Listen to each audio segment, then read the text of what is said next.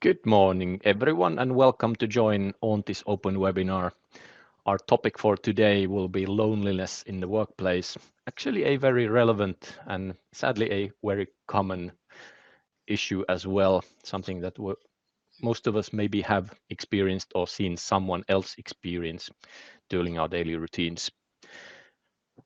If you don't know what Auntie is, Auntie offers psychological discussion support. So we want to be that tool to help you solve those issues before they become too big and cause you even bigger problems.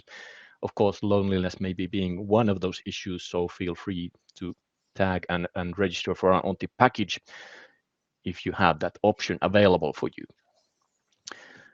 A few technicalities before we dive into the actual topic. So your microphones are muted at the moment. If you want to share your thoughts, ideas about the topic here, please do so using the chat functionality. And if you want to leave us questions to go through at the end, please use the Q&A section for that one. Our presenter for today is actually Margaretha Madoures, who is one of our Auntie professionals. So welcome, Margaretha. And we have 30 minutes to spare for this topic, so I'll try to be mindful of the time and therefore give the stage to you. So stage is yours. Take it away. Thank you very much, Mikael. Yes, welcome also from me to this webinar for today. We have a lot of information to go through, so I'm just going to start. First, a couple of words about myself. My name is Margaretha Madoures. I hold a master's degree in clinical psychology. I'm also a trained solution-focused brief therapist, relationship therapist, relaxation, not relation. And I've been working through Auntie for over 5 years at this point. And except from that, I'm also doing some blog posts. I used to write some blog posts for Auntie and webinars such as these. So, right, let's get into the interesting bit. This webinar is going to contain a couple of subparts, which means that first we're going to talk about workplace loneliness and talk about what it is and how it affects the working community. Next, I'm going to be talking on how to prevent loneliness in the workplace. And thirdly, I'm going to talk about what you can do or what we can do if we experience loneliness. Or if a colleague or if you're a colleague and you notice a colleague being lonely, or if you're a manager who notices that one of their team members is showing signs of loneliness. In the end, we'll also have time for questions if I manage my time right. Okay. All right. So let's start. What is loneliness? Loneliness is the personal experience where the need for rewarding social contact and relationships is not met. So that's a very broad description. But on an individual level, it can be very distressing. When an individual experiences, for example, that feeling of exclusion or isolation, it can be very painful, a very painful experience.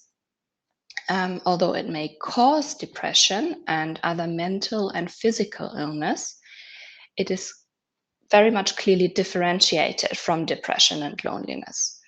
Depression and other illnesses.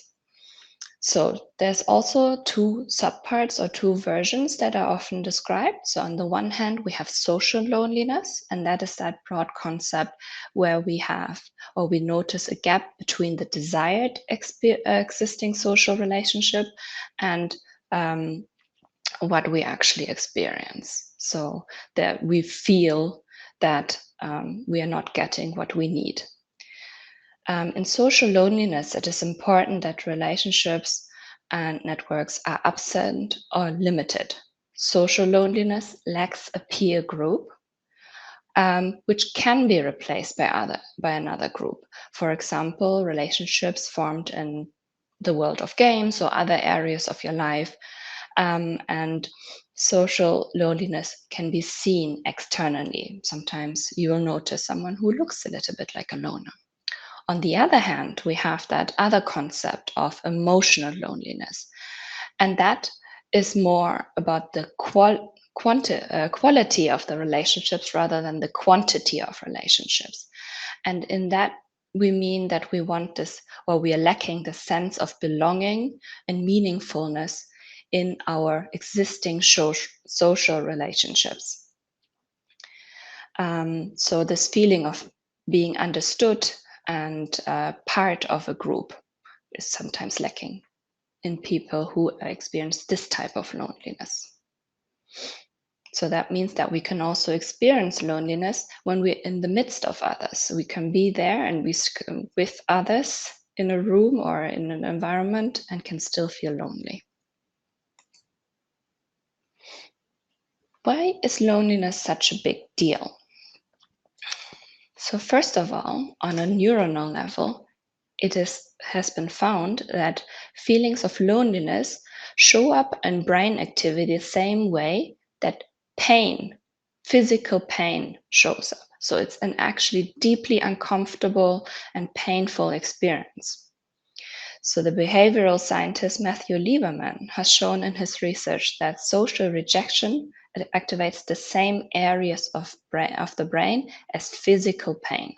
Just as thirst encourages you to drink, social pain encourages you to join others or join the herd. And in a way, the brain interprets loneliness as a sign of danger because historically or evolutionary speaking, being by yourself was more dangerous than being with the group. And it could, in the past, even lead to death. So it was a threatening state that the brain was trying to tell you, okay, you need to change that, otherwise you will not be safe. The effect is still the same for us nowadays, even though the effect might not be as drastic as it was back then. And something that we notice in people who experience loneliness is that they become more hypersensitive to negative social messages. And this predisposes them to a deepening level of loneliness because they often interpret social cues as negative. Like, for example, you are more likely to interpret a person not talking to you as them rejecting you outright. So then you're less likely to seek connection with this person or seek them out in general. Another thing that's been found on the topic of loneliness is the connection that the coronavirus had with it. When the coronavirus first started, we had a very much, for many people, it meant a really big change to their work life, meaning that a lot of work was then shifted towards remote work, which in itself made it very tricky to find these kinds of connections with others that usually people would have during their daily life.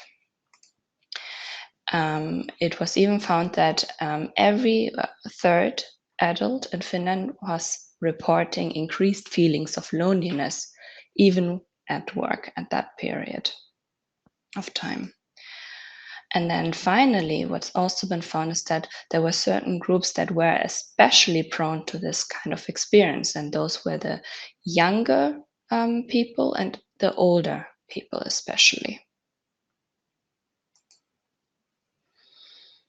So loneliness is not always visible.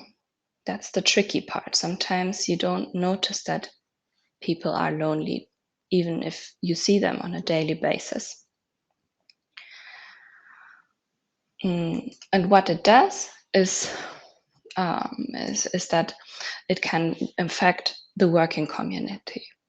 So, for example, as I mentioned earlier, when people experience loneliness, they are more likely to isolate and choose not to reach out, for example, to colleagues. Another effect, and this can have, this can be caused by a variety of things. So, for example, if there's been a lot of changes in the work environment, so usually a lack of clarity can have an effect like that.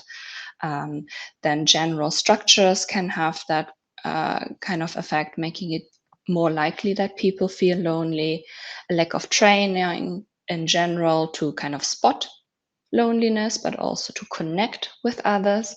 Then we have work cultures that might inherently maybe be more competitive, where people don't necessarily feel like they want or should be reaching out to others too much.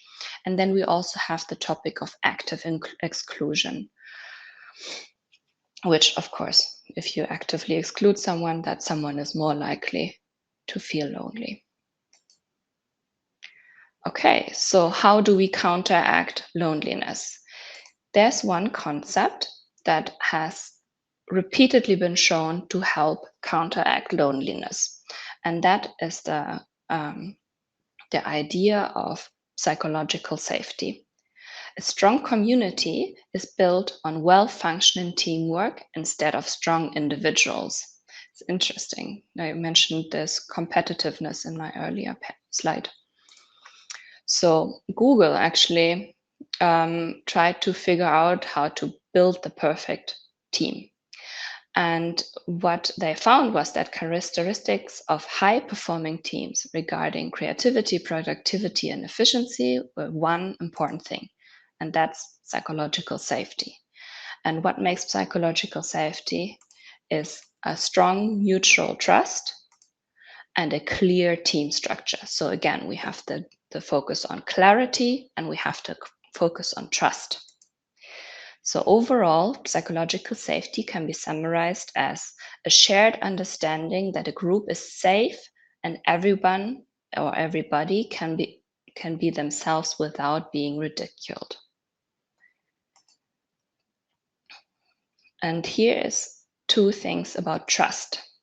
So first of all, there's different types of trust.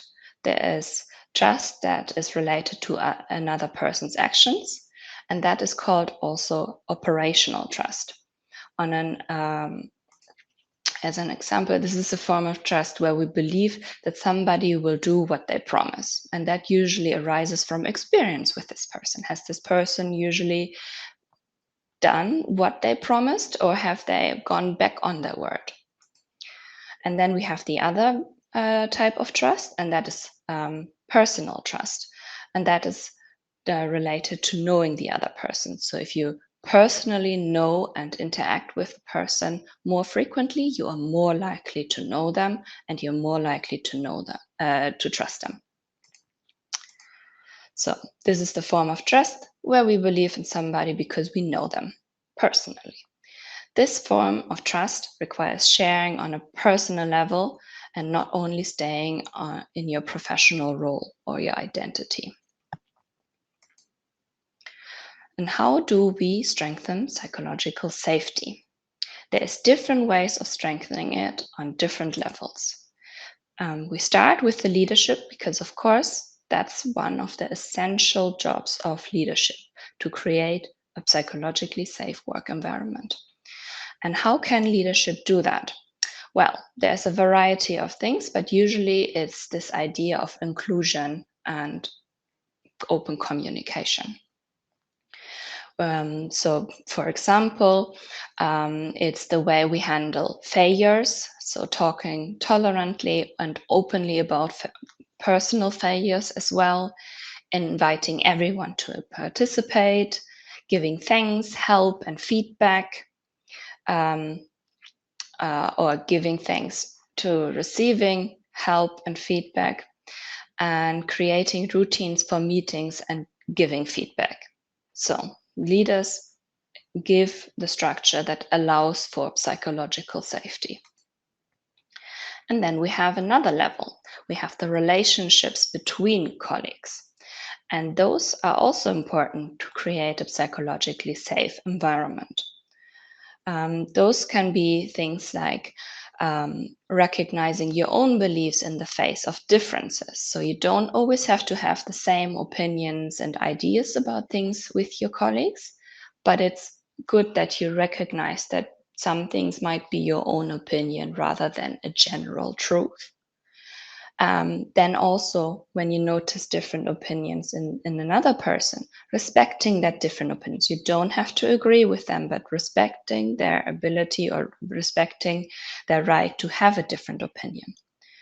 And then we also have that topic of treating mistakes. Don't blame others for the mistakes. Rather look at them constructively and see, okay, what went wrong here? How can we deal with this differently in the future to prevent this in the future? And finally, we have the topic of feedback, raising difficult issues and discussing them respectfully. So that's not always easy, but it's possible. Then we have the level of interdependence of the team. And those things can be, on that level, we can address psychological safety or create psychological safety by the way we react in certain situations. Again, how we react, for example, when mistakes have been made. So in a psychologically safe environment, we do not use mistakes against the person who made them. The members of our work community bring up problems even if it's difficult issues. That's one way we can see that we have a psychologically safe environment, because they feel safe enough to bring those topics up. Here's a couple of questions you can ask yourself in regards to this. In what situation does insecurity occur, and what does insecurity involve? On the other hand, how can you tell that we are psychologically safe? Or what does it feel like, and what does it do? Do we know each other, or do we even dare to be our authentic selves at work? If the answer is no, you might have an issue with psychological safety here.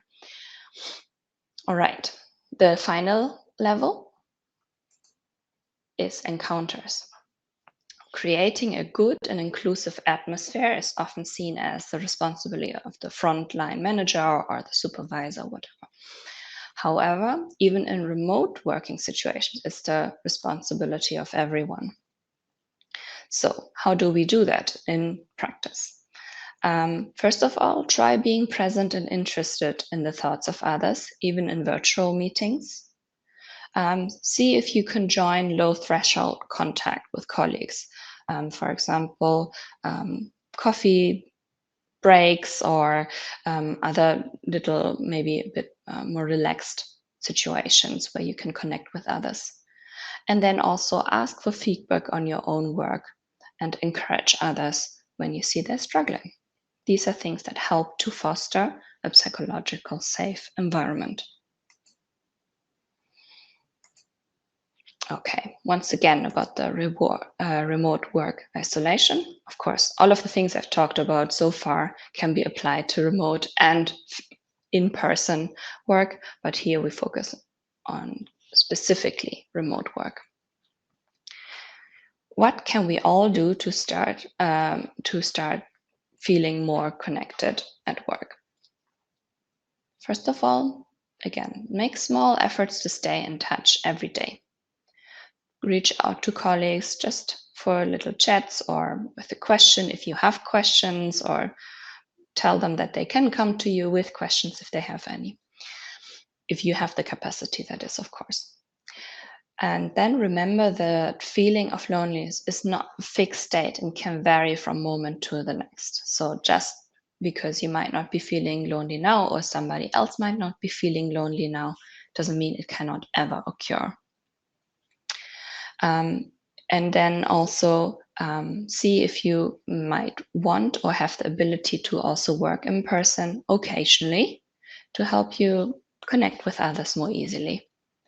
And then take care of yourself. Take small breaks during the day, for example, lunch breaks with colleagues, if you have that option.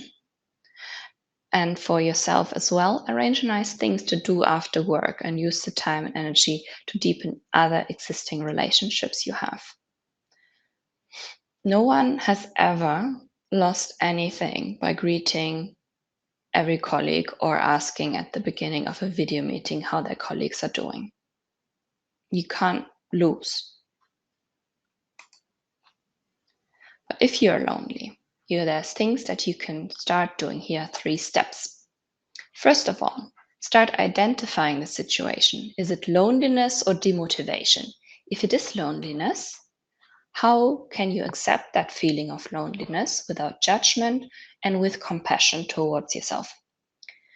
Reflect on what you're missing in relation to other people and what are you missing now.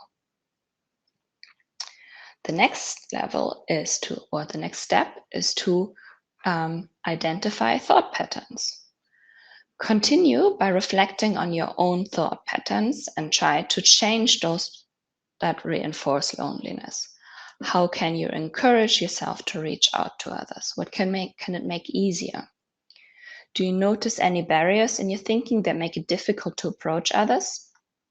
Who is someone in your work list that you would like to have contact with?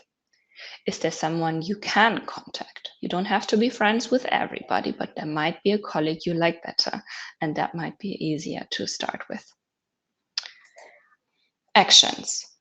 So you come up with concrete ideas on how you can reach out to others and decrease thereby that feeling of loneliness. What is a more natural way for you to reach out to others and not be on your own that much?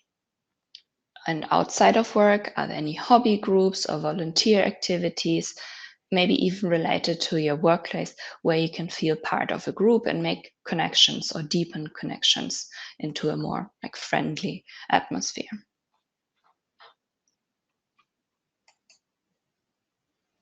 If you notice a colleague feeling lonely, or if you have a feeling that they are, remember to greet and ask how others are doing. This simple thing can have a massive impact already. Seek out situations to connect with others. Offer your help, share information openly, give and ask for feedback. Stay professional even when you don't see eye to eye. Talk about work issues. Do not speak badly about others, especially not behind their back. Show your appreciation. And then finally, take a look at your own ways of working and your own role in the workplace. If you're a supervisor, see if you can figure out how to clarify shared objective and successes. This will bring people together. Then encourage and introduce informal ways to encounter each other as people.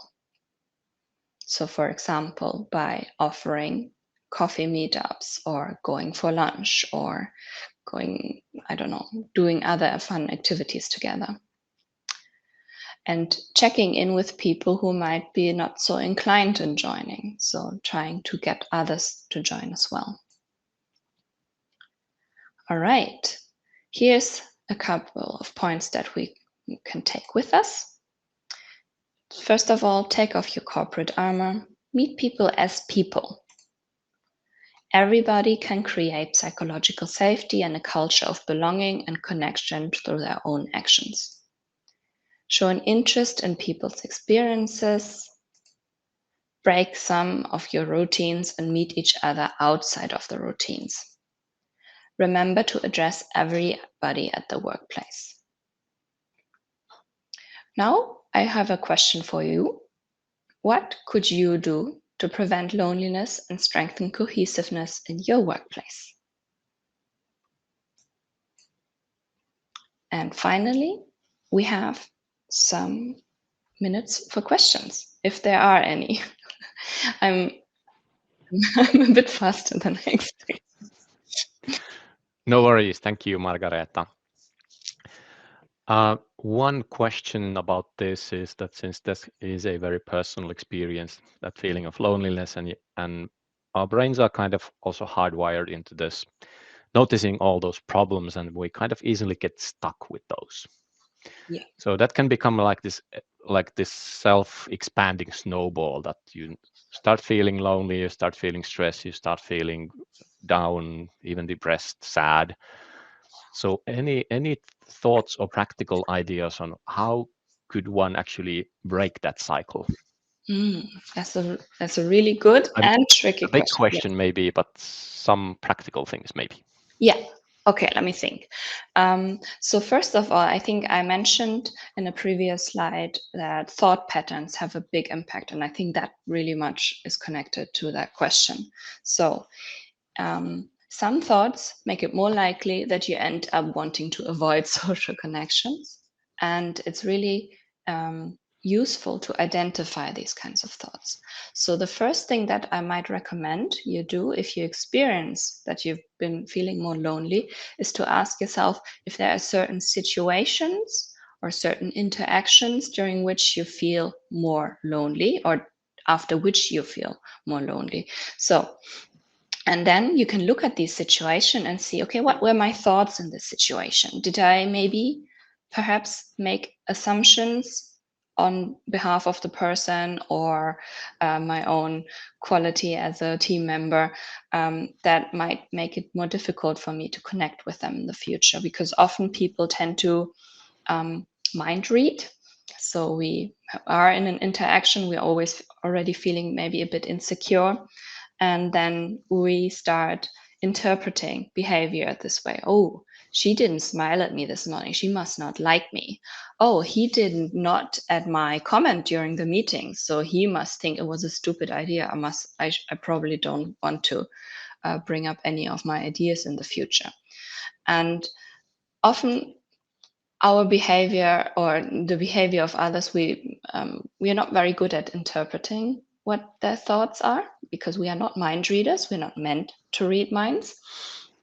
And figuring out situations during which we might be doing that to our own detriment is a good first start. And then also, I mentioned self-esteem and feelings of self-worth. Find what you're good at. We all have things that we're good at, and those are the things that often we feel more confident in when we're doing them. And see if you can find people who you can connect with in these kinds of areas, because that might be a good start to build the confidence, and then, for example, build like social connections, first related, but maybe later on extending out on that area of expertise of yours. All right, thank you. Another question that came in is that what would you actually recommend to, or how to prevent loneliness in these kind of scenarios where there's kind of this heavy fear culture or management is very strict? So any thoughts on that? Yeah, so that is very difficult, because if the problem stems, and it often does, from leadership when they are not trained well, one option would be to bring up with HR that you've noticed that maybe the management could benefit from some training in this area. Or also bring up ideas on how to do general trainings on psychological safety at the work area, where you collectively as a group could come up with some rules on how to interact with each other to decrease that feeling of competitiveness and negativity. Yeah. Thank you for that. So thank you for all your questions. Like I said, an important topic, sadly a very much common topic also nowadays with all this high age of hybrid work. So like in the presentation already shared, so being mindful of those everyday encounters and being persistent with those. So it's like saying good morning every morning, saying hi, asking people how are they doing. So those practical things are actually very much appreciated and could be of significant use as well. So thank you for everyone who actually asked and shared your ideas.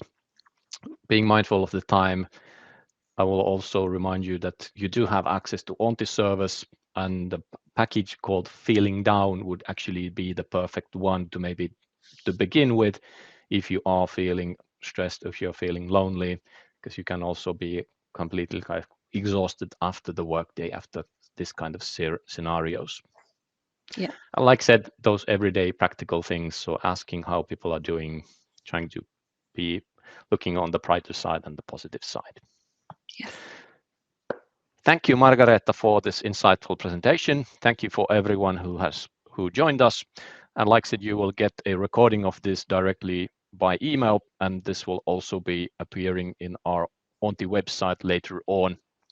And like I said, if you are struggling with something, don't struggle alone. There is help available for you, and Auntie is one of the tools readily available. So do take that into use. For my part, thank you and have a great day. See Thank you you. with the next one. Bye. Bye.